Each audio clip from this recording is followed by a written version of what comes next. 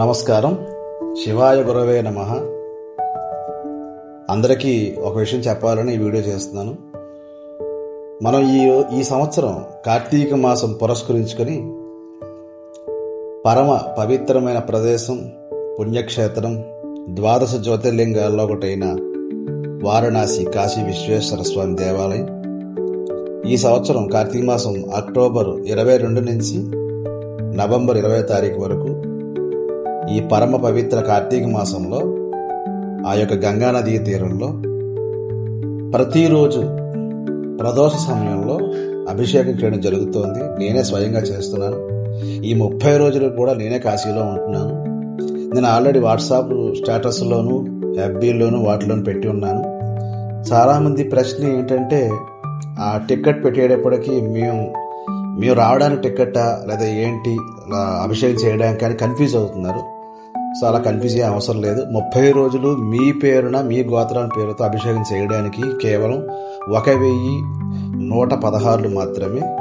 అభిషేకం అయిన తర్వాత, కార్తీక మాసం అయిన తర్వాత, మీ మరలా ఇక్కడికి వైజాగ్ వచ్చిన తర్వాత ఎవరైతే రాయించుకున్నారో వారికి అతి తక్కువ కాలంలోనే, అంటే వచ్చిన వెంటనే కాకుండా 2-3 రోజుల్లో విభూతి, అంటే స్వామికి అభిషేకం చేసిన భస్మం, అన్నపూర్ణ మందిరం నుంచి బియ్యం, అట్లాగే కాలభైరవుడి దగ్గర నుంచి రక్ష, ఇవన్నీ కూడా తెచ్చి ఎవరైతే రాయించుకున్నారో ముఖ్యంగా వాళ్ళకి ఆ ప్రసాదం ఇవ్వడం జరుగుతుంది.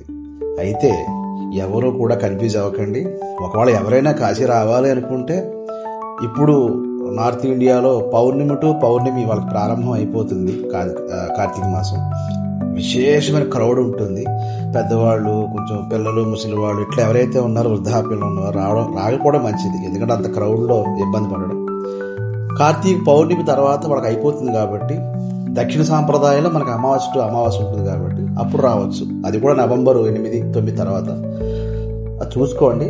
మేమైతే కేవలం అభిషేకం చేయడానికి మీ గోత్రం పేరుతో 1116 మాత్రమే చేస్తుంది. ఇది కూడా కపర్దీప్ ఫౌండేషన్ ఈ యొక్క సంస్థ ద్వారా ఈ యొక్క కార్యక్రమం చేయడం జరుగుతుంది. ఇది చెప్పడానికి ముఖ్యంగా నేను వీడియో చేస్తున్నాను. అందరూ కూడా తొందరగా, ఆల్రెడీ మరి ఈవేళ 2వ రోజు నవరాత్రులు, ఎంత వీలైన వాడు మీ గోత్రాల పేర్లు తొందరగా నా నెంబర్కి పంపించండి. నా వాట్సాప్ నెంబర్ అందరికీ తెలుసు. మిత్రులారా, తొందరగా పంపించండి. నేను ఏదైతే మనం రాసుకుంటున్నావో రిసిప్ట్ బుక్, దాంట్లో కూడా ఆ గోత్రాల పేర్లు ఎక్కించి దాన్ని మనం అక్కడ ఆ డైరీ ప్రకారంగా చదవడం జరుగుతుంది.